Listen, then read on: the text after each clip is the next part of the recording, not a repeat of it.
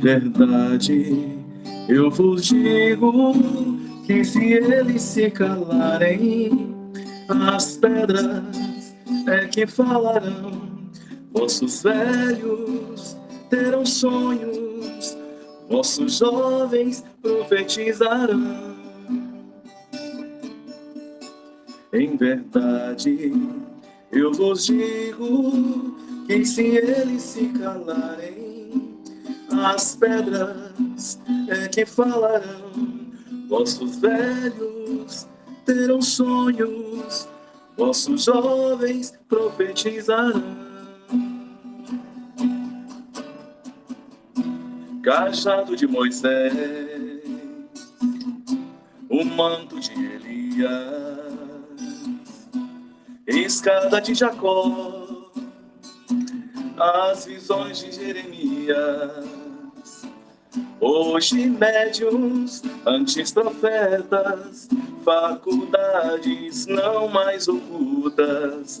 Quantos falam, quantos sentem, quantos ouvem, quantas línguas.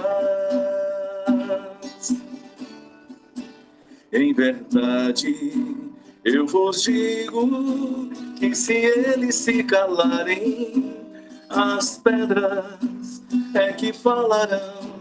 Vossos velhos terão sonhos, vossos jovens profetizarão. Nas bodas de Caná,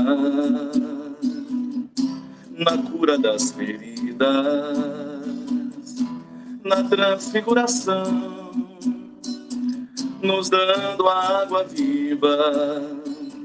Sempre mestre, sempre profeta, ser divino, ser o guia. Quantos calam, quantos sentem, quantos ouvem o médio da vida. Em verdade, eu vos digo que se eles se calarem, as pedras é que falarão. Vossos velhos terão sonhos, vossos jovens profetizarão.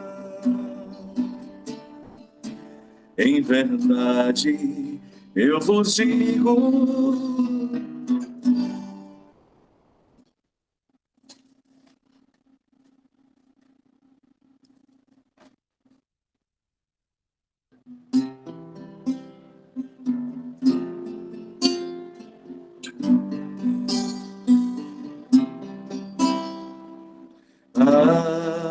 Agradecemos, Senhor, Senhor, estes momentos de paz, de paz.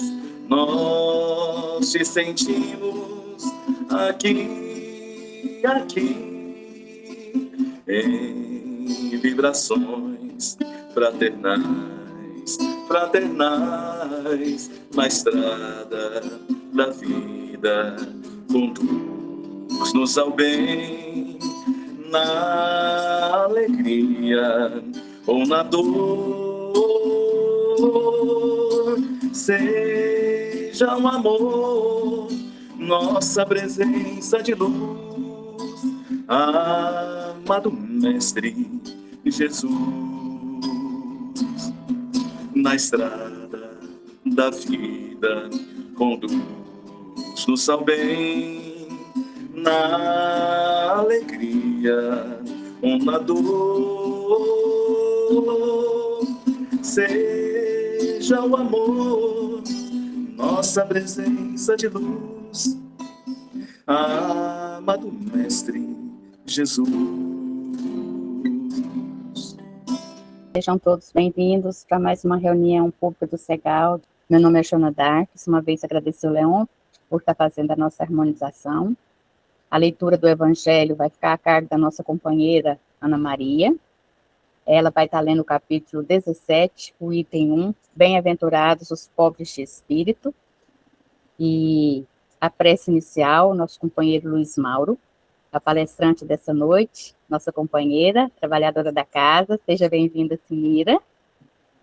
Ela vai estar falando sobre o tema cuidar do corpo e do espírito. O passe, a fluidificação das águas e a prece final, a nossa companheira Rose.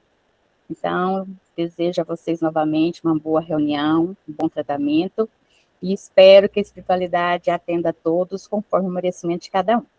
Sejam todos bem-vindos. Leon, com você, meu amigo. Me acolhe, mãe, me acolhe em teus braços. Me acolhe, mãe,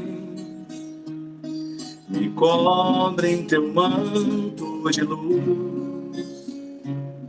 Me acolhe, mãezinha, me acolhe, ó doce mãe de Jesus. Eleva minha alma até os planos teus. Me leva, mãe querida, mais perto de Deus.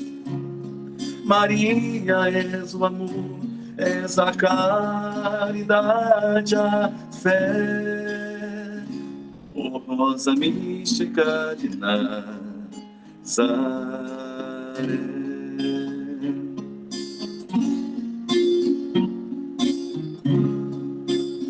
Me acolhe, mãe, me acolhe em teus braços.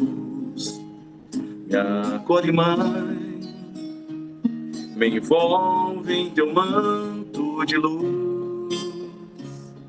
Me acolhe, mãezinha, me acolhe, ó doce mãe de Jesus.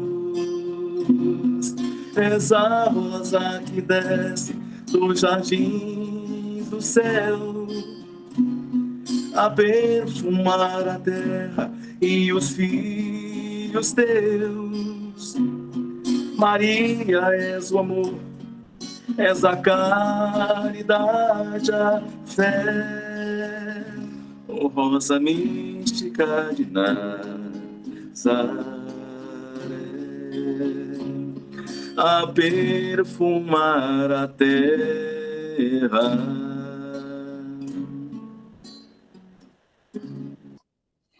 Do Evangelho segundo o Espiritismo, capítulo 17. Sede perfeitos. Caracteres da perfeição. Amai aos vossos inimigos. Fazei o bem àqueles que vos odeiam. E orai por aqueles que vos perseguem e que vos caluniam. Porque se não amais senão aqueles que vos amam, que recompensa com isso tereis? Os publicanos não fazem também? E se vós não saudardes senão vossos irmãos, que fazeis nisso mais que os outros, os pagãos não fazem também? Sede, pois, vós outros perfeitos, como vosso Pai Celeste é perfeito. São Mateus, capítulo 5, versículos 44 a 48. Uma vez que Deus possui a perfeição infinita em todas as coisas, esta máxima, sede perfeitos como vosso Pai Celeste é perfeito, tomada ao pé da letra, pressuporia a possibilidade de se atingir a perfeição absoluta. Se fosse dado à criatura ser tão perfeita quanto o Criador, ela lhe se tornaria igual, o que é inadmissível. Mas os homens aos quais Jesus se dirigia não teriam compreendido essa nuance. Ele se limitou a lhes apresentar um modelo e lhes disse para se esforçarem por alcançá-lo. É preciso, pois, entender por essas palavras a perfeição relativa, aquela da qual a humanidade é suscetível e que mais a aproxima da divindade. Em que consiste essa perfeição? Jesus disse: amar seus inimigos, fazer o bem àqueles que vos odeiam, orar por aqueles que vos perseguem. Ele mostra, sim, que a essência da perfeição é a caridade, em sua mais larga acepção, porque ela implica a prática de todas as outras virtudes. Com efeito, se observa os resultados de todos os vícios e mesmo dos simples defeitos, se reconhecerá que não há nenhum que não altere mais ou menos o sentimento da caridade, porque todos têm seu princípio no egoísmo e no orgulho, que são a sua negação. Porque tudo que superexcita o sentimento da personalidade destrói ou pelo menos enfraquece os elementos da verdadeira caridade, que são a benevolência, a indulgência, a abnegação e o devotamento. O amor ao próximo, levado até ao amor de seus inimigos, não podendo se aliar com nenhum defeito contrário à caridade, é por isso mesmo sempre o indício de maior ou menor superioridade moral, de onde resulta que o grau da perfeição está na razão direta da extensão desse amor. Por isso, Jesus, depois de ter dado aos seus discípulos as regras de caridade, naquilo que ela tem de mais sublime, lhes disse: sede, pois, perfeitos, como vosso Pai Celestial é perfeito. Que assim seja. Que assim Depois de estarmos harmonizados, depois de ouvirmos aí as canções na alegria cristã, e refletindo sobre o que foi lido no Evangelho, vamos então nos preparar para a reunião pública de hoje, pedindo a espiritualidade amiga, que sempre está ao nosso lado, nos dando sustentação, pedir ao Mestre Jesus que estejam presentes para que nós possamos realizar essa reunião pública e que ela possa alcançar os objetivos pelos quais ela é proposta. Que a palestrante da noite possa estar inspirada e intuída para poder explanar o tema com clareza e que nós possamos não apenas absorver os ensinamentos que forem passados aqui hoje, mas também colocá-los em prática no nosso dia a dia, numa reforma íntima constante em nossas vidas.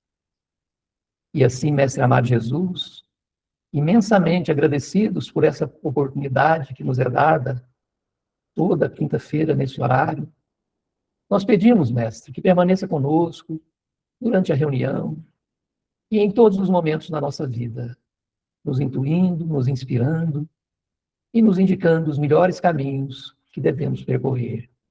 Obrigado, Senhor. Que assim seja. Bom, pessoal, agora eu vou passar a palavra para a nossa querida companheira Simira. Seja bem-vinda mais uma vez, minha querida. É com você. Dizer que eu estou muito feliz, assim, de observar cada nome, né? Cada amigo que sabem que eu tive um probleminha aí no mês de novembro, que foi um problema que eu considerei sério, porque me assustou muito, mas quando o médico perguntou, a senhora tem pressão alta? Não. A senhora fuma? Não. A senhora bebe? Não. A senhora faz exercício físico? Sim. A senhora tem uma alimentação, assim, equilibrada? Eu acredito que sim. Aí eu falei assim, uau. Então, pode ser genético, pode ser porque eu estava um pouquinho acima do peso, né? Mas se fosse para considerar os motivos daquele mal que me ocorreu, pode dizer que eu não tinha. Mas eu também me considerava blindada, porque eu tinha algo mais do que ele perguntou. Ele podia ter perguntado, a senhora tem alguma religião? A senhora tem alguma, né, profissão de fé? E daí ia dizer, tenho. Né? Acredita nela? Acredito. Então, tudo para mim, agora estudando sobre o tema mais, alguma coisa está errada. Alguma coisa eu não fiz, ou então fiz a mais. Então, isso para mim foi um despertar muito grande, né? Demonstrar a importância do corpo no papel da alma. Porque quando nós adoecemos, nós não adoecemos só o corpo, nós adoecemos a alma também. Porque a gente passa as sensações, as emoções, né? Tudo que o nosso agir está relacionado também com a nossa alma. Nós, digamos assim, nós entristecemos a nossa alma, né? Que tem uma expectativa conosco, o nosso espírito, né? Tem uma expectativa com esse corpo que se uniu a ele, né? Com um propósito. E se ocorre alguma coisa, certamente nós decepcionamos. Ou nós decepcionamos o corpo, ou nós decepcionamos o espírito. Alguma coisa assim. né? Então, eu queria passar isso para vocês, essa reflexão que eu fiz ela o dia inteiro, o tempo todo, que eu fui lendo e conversando com cada coisa, e analisando a minha situação, e acredito que outras pessoas também devem passar por isso. Ah, mas parece que eu estou fazendo tudo certinho, por que eu estou adoecendo? Será, né? Então, vamos lá. Então, no texto aqui do Evangelho, o item 11, né, do capítulo 17, ele fala, né, de cuidar do corpo e cuidar do espírito. Então, quando você vê uma questão como essa, será que maltratando o corpo obtém-se a perfeição moral? Quando eu vi essa questão, eu fiquei analisando, acredito que pessoas da minha idade, um pouco mais jovens até, ou até as pessoas de hoje mesmo, vão pensar, maltratar o corpo obtém-se a perfeição moral? Quando uma criança faz algo errado, e que essa criança apanha, né? Apanha por isso. Se ela mente, né? Se ela desrespeita, se ela faz algo que o adulto não concorda, castiga, põe num lugar fechado, deixa sem comida, ou bate realmente com uma vara, né? Tem religiões que propõem uma vara. O pai e a mãe precisam ter uma varinha, uma vara para corrigir, para que aquela criança seja um espírito melhor, né? Que seja um adulto melhor. Então, muitos perdem a medida, né? Dependendo do grau da irritação daquele adulto, né? Dependendo do elo afetivo que se tem ali com aquele serzinho, perde a medida. Um padrasto, um tio, né? Uma pessoa que não seja tão ligada afetivamente perde a medida. Mas o objetivo é o mesmo, formar pessoas melhores. Vocês concordam com isso? E maltratar o corpo obtém-se a perfeição moral? Quantos adultos que não amam o bastante o pai, ou a mãe, ou um irmão mais velho, ou um avô, ou uma avó? Porque lá na infância, por uma questão assim de faltou alguém, o outro substitui e tal, corrigiram de uma forma, às vezes, um pouco mais rígida, e que provocaram no adulto um ódio permanente que, às vezes, nem ele mesmo entendia. Eu sou psicóloga, às vezes recebo alguma pessoa no consultório, tem uma doença que está relacionada com um ressentimento, uma mágoa que a pessoa carrega ali desde a infância até a vida adulta. E, muitas vezes, está relacionada com esses maus tratos ao corpo, em nome de uma perfeição moral. Então, hoje ainda existem pessoas que acham que maltratar o corpo obtém a perfeição moral, mas nós sabemos que não. Que pode, às vezes, ter um efeito muito contrário. Então, para a gente achar que isso é verdadeiro, é preciso considerar que o corpo influi de maneira muito importante sobre a alma cativa. Porque vai se instalar o ressentimento, a mágoa, aquela emoção negativa, ela vai se instalar no perispírito, que vai influenciar os sentimentos lá no espírito. E que possivelmente pode ter uma relação conflitante aí antes, pode ter. E que ela vai, desde os primeiros contatos, os primeiros momentos, ela vai se instalar e ela vai crescer e ela pode ter efeitos muito negativos. Então, essa relação de corpo e perfeição, ela é muito significativa.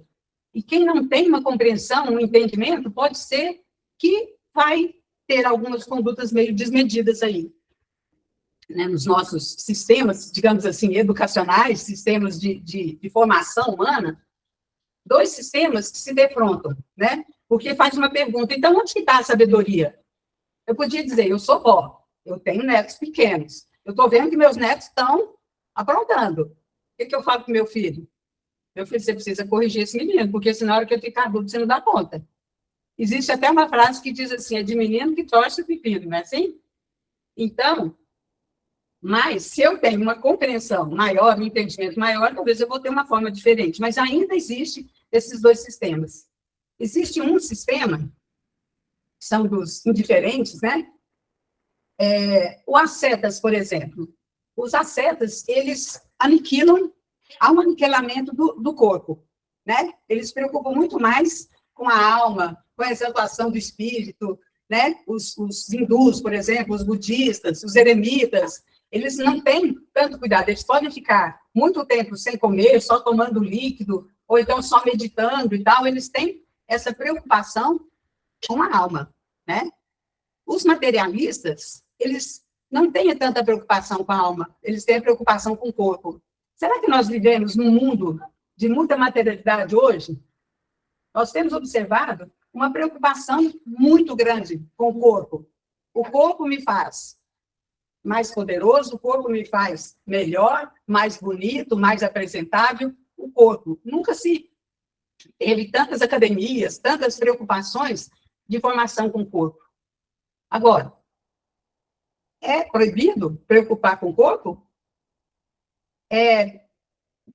Ou só o corpo não vai adquirir a perfeição moral? Porque muitas vezes o corpo é usado até para algum transtorno. Ele pode ser até uma motivação para algo que não seja tão positivo. O ciúme, feminicídio, ou um punhado de situação negativa, que há uma negação da alma, há uma despreocupação com o depois. Eu faço isso e depois? Pensando só no corpo, pensando só na aparência, pensando só no materialismo.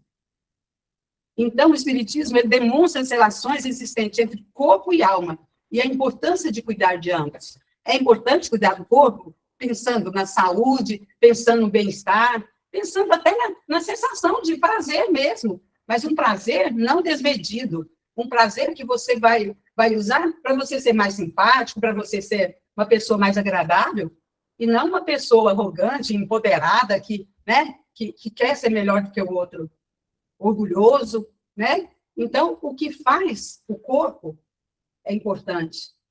Preocupar com a alma, porque nós somos essa conexão entre corpo e alma. Um corpo sem alma.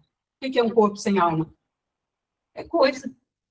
É simplesmente uma coisa. Agora, a alma existe sem o corpo nesse processo de aperfeiçoamento, nesse processo de evolução? Não existe, porque a criação divina foi assim. Foi um espírito que se conectou no corpo para que ele pudesse evoluir, para que ele pudesse cumprir o seu propósito divino, digamos assim. Então, essa união, se ela existe, é porque ela é muito importante, né? Pode passar. Antes de entrar nessa parte aqui, eu queria sempre lembrar isso, entendendo que nós estamos nós somos espíritos eternos, vivendo uma experiência material. Então, o tempo todo, isso tem que ficar muito claro. Porque se eu não entender que todas as minhas emoções, todas as minhas reações estão relacionadas com o espírito que habita em mim, com essa alma que habita em mim, eu posso fazer algumas coisas não tão positivas. Porque está em mim o orgulho, o egoísmo, né? A vaidade. Está, porque ela está no mundo e eu estou aqui. Então, eu preciso ter um cuidado com tudo isso, né?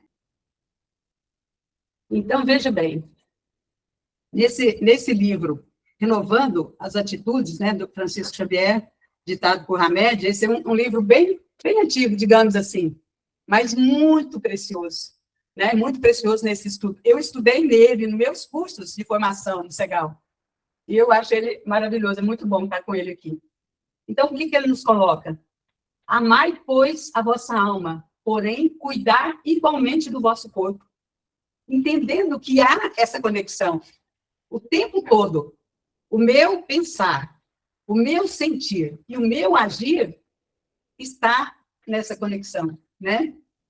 Então, desatender as necessidades que a própria natureza indica é desatender a lei de Deus, né? A questão do cuidado do corpo, da saúde do corpo, né? Você entender que o seu adoecimento, ele precisa de um cuidado.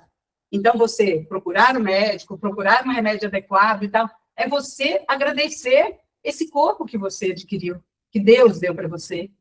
Então, amar a vossa alma é você entender que você é filho de Deus. e que você existe com esse corpo, com essa alma, está nesse ambiente, nesse lugar, porque foi um compromisso que você fez com Deus, né? Então, não fustigue, né? Não agrida, né, com teu livre-arbítrio, o corpo que é mero instrumento de vossa vontade. Porque aqui no início do texto, do cuidado do corpo, ele fala sobre a questão de maltratar o corpo, né? De considerar, assim, a maceração do corpo como uma forma de perfeição. Eu, às vezes, vejo algumas pessoas, assim, que fazem tatuagem. Eu me incomodo, às vezes, quando eu vejo, assim, demais. Claro, uma tatuagem aqui, uma tatuagem ali, não me incomoda.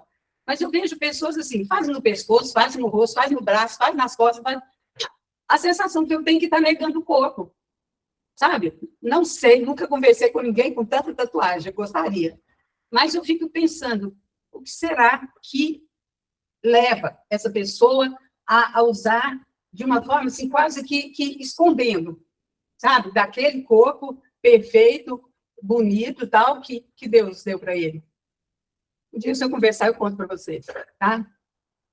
Então, olha, só serás mais perfeito se vos tornares menos egoísta e menos orgulhoso. Então, eu tenho essa liberdade de fazer com o meu corpo, né, o que eu quero, desde que eu não extermine esse corpo, não traga tanto prejuízo para esse corpo. Mas, se eu não me torno menos egoísta, menos orgulhoso, eu não vou ser melhor. Eu não vou evoluir. Então, às vezes, eu estou com uma aparência muito boa, muito bonita e tal, mas eu estou orgulhoso, arrogante, petulante, intolerante. Isso não me faz melhor que ninguém, né? E, às vezes, a gente depara com essas situações. Então, a perfeição, ela está toda na transformação que fizeres a ti mesmo. A doutrina espírita, ela nos coloca muito a importância da reforma íntima como uma condição de aperfeiçoamento, né? De fazer diferente daquilo que, às vezes, eu estou fazendo. Esse, do livro Renovando as Atitudes, coloca muito isso, mudar a rota. O que me lembrou aqui? A questão da triagem.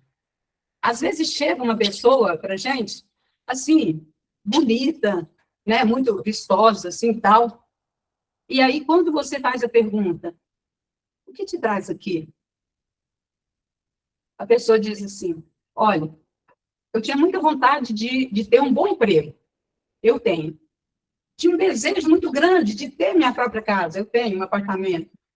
Tinha uma vontade muito grande de ter meu carro. Eu tenho. E aí, eu não estou feliz.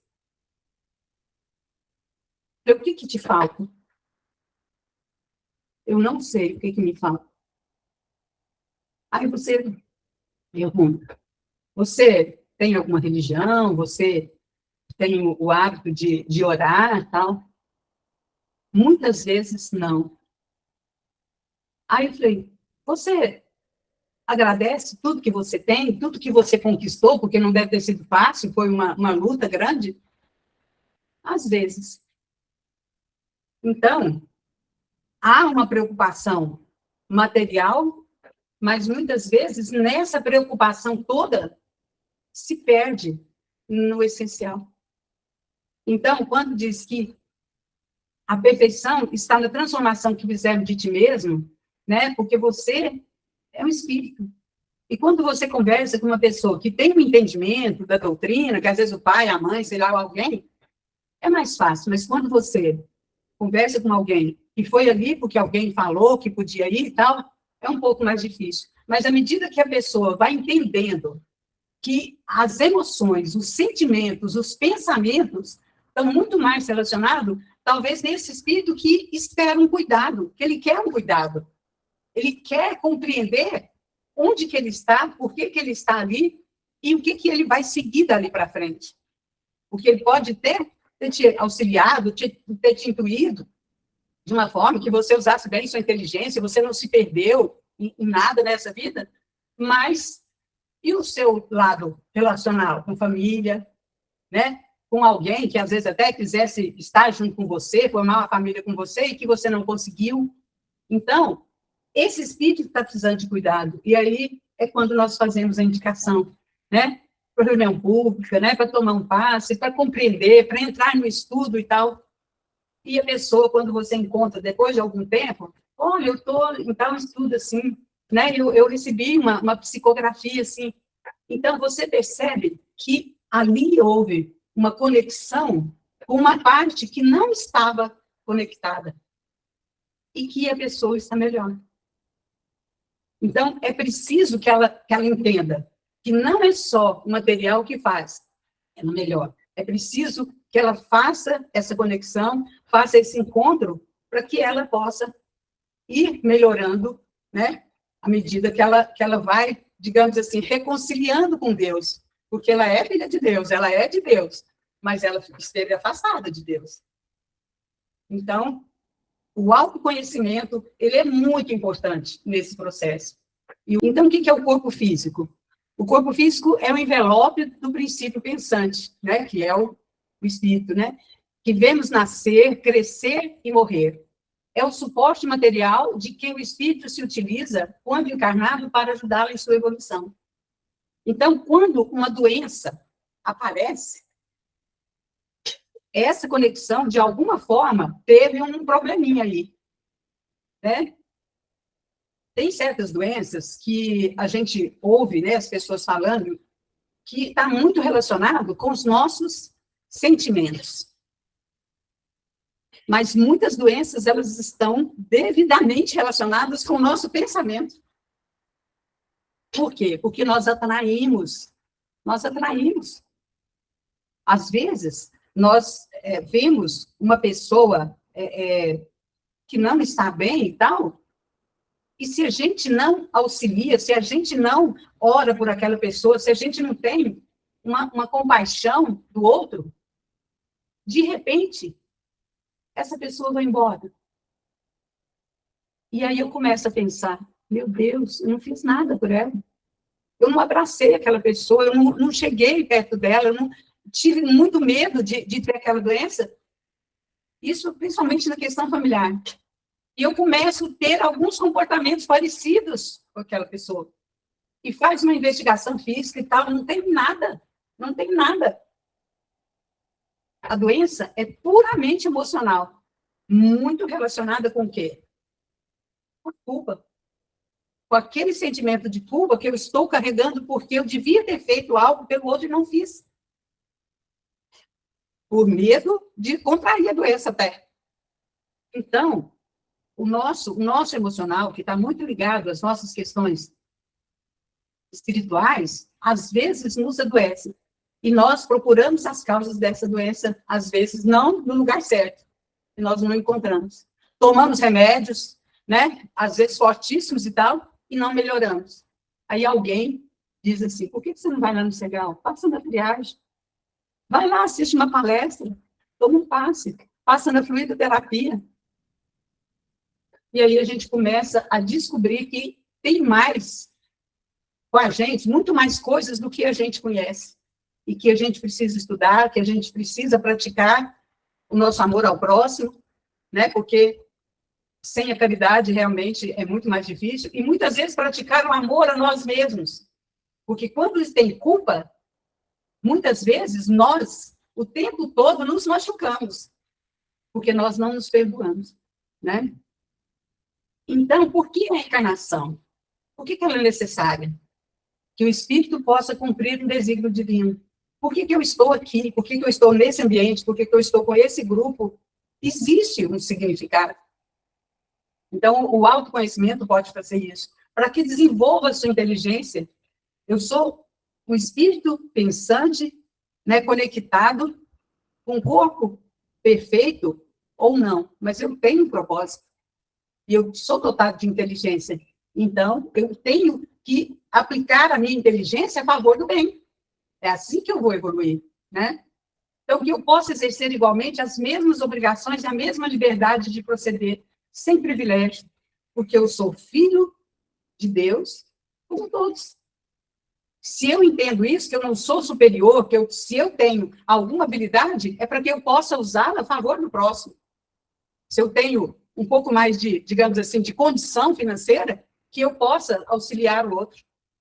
Então, se eu entendo isso, eu vou entender isso sempre como uma confiança de Deus em mim, né? E aí eu posso realmente evoluir, né? Até quando? Até que o espírito aprenda a usar adequadamente o seu livre-arbítrio. Porque, às vezes, eu adoeço, mas como um alerta para que eu retome a caminhada, para que eu pegue um caminho melhor para a minha evolução. Porque eu tenho o livre-arbítrio para isso, né? Então, o corpo físico, ele é a parte materializada de nós mesmos e o meio de conexão com a vida terrena. Isso eu já falei de alguma forma. Mas há quem o despreze, dizendo que todas as tentações e desastres morais provêm de suas estruturas próprias e o culpe pelas quedas de ordem sexual e pelos transtornos afetivos, esquecendo que ele apenas expressa a nossa vida mental. Nós conhecemos muitas histórias, assim, da Idade Média, né, sei lá, não queria falar assim, não, mas do Vaticano, não sei o quê, muitas histórias. Muito voltado por esse culto ao corpo, culto à beleza, culto. E muitas pessoas também que nós conhecemos, negando tudo isso, entram para um convento, né? Entram para um tipo de congregação e só ficam olhando o dia inteiro, né? Tendo uma negação, digamos assim, da parte física, né? Será que essas pessoas conseguem a perfeição só com essa negação do corpo? É porque eu acho que não entendeu essa conexão. Eu posso dizer assim, particularmente, eu trabalhei com irmãs maravilhosas, irmãs incríveis, tal, e conhecia a história, fazia umas brincadeiras com elas, né? Falei, tá, entrou no convento que eu não queria casar, né, tal, assim. Mas elas eram tão espirituosas, assim, que elas brincavam também. Mas nunca contava por que elas foram para o convento, sabe? Não contava também, não, mas era só assim. Mas a gente ficava pensando, um dia eu falei com uma, nossa, mas ela é tão bonita, né? Por que ela foi ser freira? Ela falou, para ser freira tem que ser feia, então, né?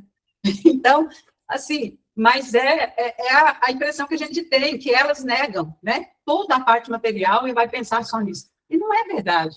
Tem freiras muito caridosas, muito amorosas, que fazem trabalho com idosos, né? Tem casos, assim, institutos de muito cuidado com os outros.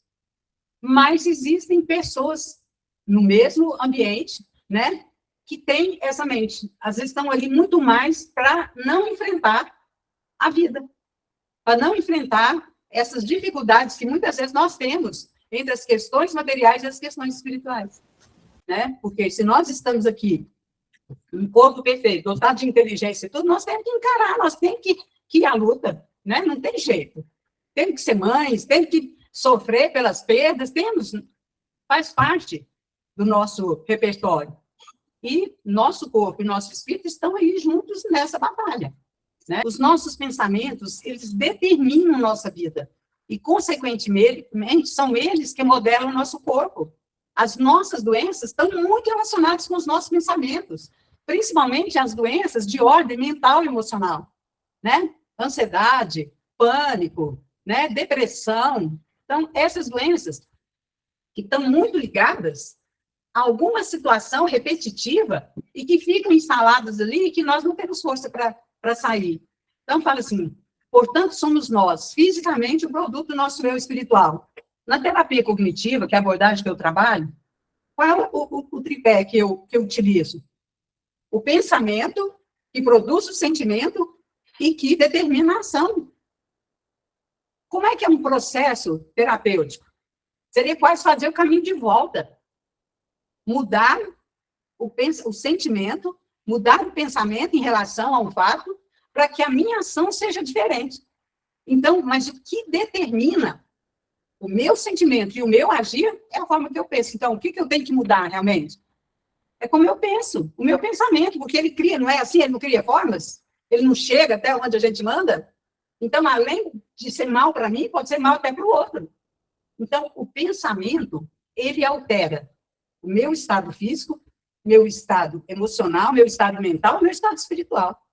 Então, é esse que eu tenho que modificar. Eu queria fazer um exercício com o grupo, que ele é sugerido aqui pela Maria Tereza Camasnier, no livro Palavras para a Alma. Se alguém conhece? é um livro que eu sugiro que vocês leiam, que ele fala muito desse processo da doença e da cura, né?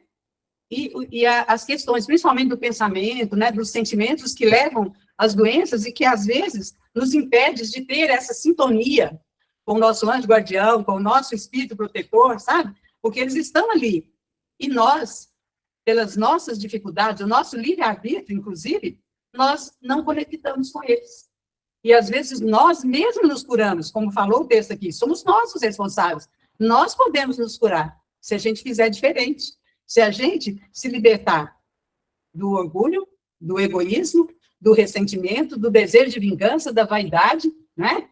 Desses sentimentos inferiores que nos adoecem. E muitas vezes a gente tem dificuldade de fazer isso, né? Então vamos fazer um exercício? Vou convidar a todos que fechem os olhos nesse momento.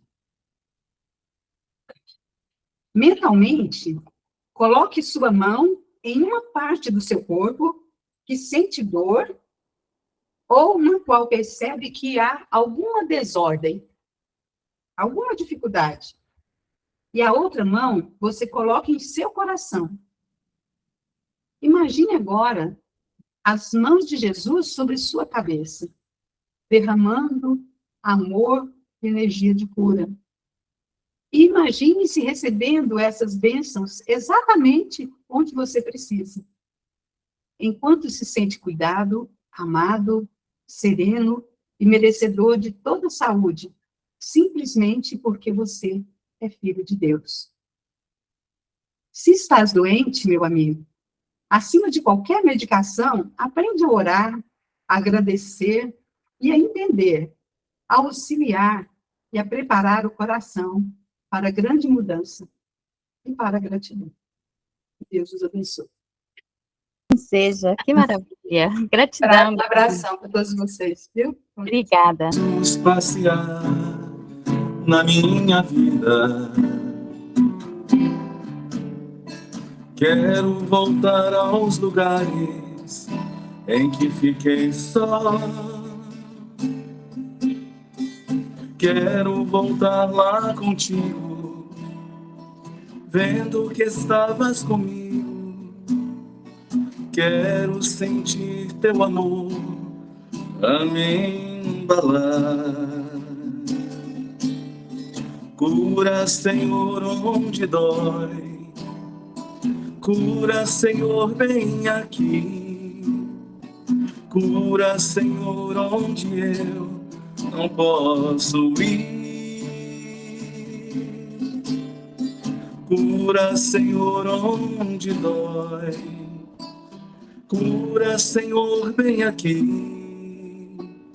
Cura, Senhor, onde eu não posso ir. Então vamos todos nós, neste momento, nos preparar para receber o passe, procurando sentar da melhor forma possível, fechando nossos olhos, os olhos do corpo, abrindo os olhos da alma. E por alguns instantes, alguns minutos, vamos deixar a nossa mente voltada aqui dentro desta sala, aqui neste momento, esperando a bênção do nosso querido Mestre Jesus, que com toda certeza está conosco. Vamos louvar a Deus, nosso Criador, agradecer a Ele, em primeiro lugar, por tudo, principalmente pela nossa vida, esse dom que Deus nos deu. Vamos mentalizar a natureza, aquela mata fechada, as árvores frondosas, o cheiro da natureza, onde podemos passar entre essas árvores até chegar à frente de um ipê amarelo, frondoso, enorme, onde todos nós estamos debaixo desse ipê amarelo. Essas florzinhas caindo sobre nós como chuva, como se fossem gotas de chuva descendo e caindo sobre nós. E junto a nós, o nosso Mestre Jesus. Rogamos a Ele que estenda as suas mãos sobre nós todos nós e que nos abençoe. Que possa retirar de nós o desânimo, a tristeza, os maus pensamentos, os maus sentimentos, fazendo uma limpeza em nosso corpo físico e espiritual. Vamos assim nos sentindo mais leves, mais tranquilos, em harmonia.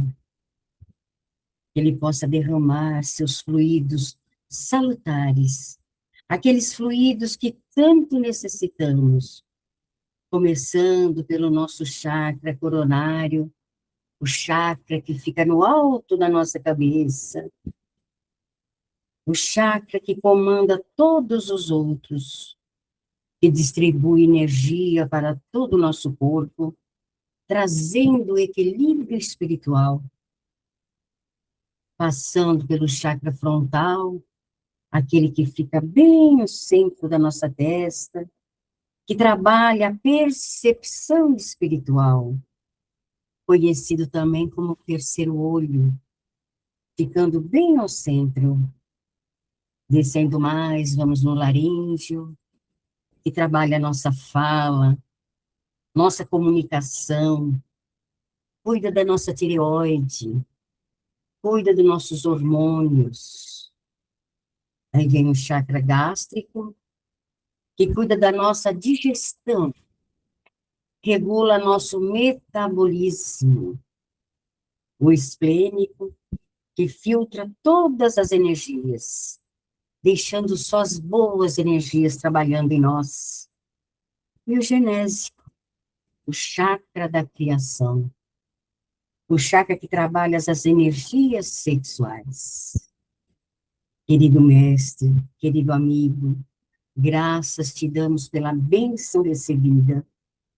Que o Senhor possa levar a sua bênção também para nossos lares e para os nossos familiares, para que todos sejam beneficiados com a sua graça. E ainda rogamos a ti, mestre, a fluidificação de todas as águas, que possa permitir que a espiritualidade traga da natureza, dessa mesma natureza, desse mesmo ipê amarelo, todos os elementos para ser colocado na nossa água, mudando as moléculas da água, transformando em medicamento a cada um de nós. Querido mestre, agradecemos por tudo, Senhor, mas como somos eternos pedintes, ainda rogamos a ti, Senhor, que permaneça conosco durante toda a semana, nos auxiliando, nos mostrando os melhores caminhos a seguir. Graças te damos, Senhor, que assim seja, hoje, agora e sempre. Graças a Deus. Graças a Deus, que assim seja.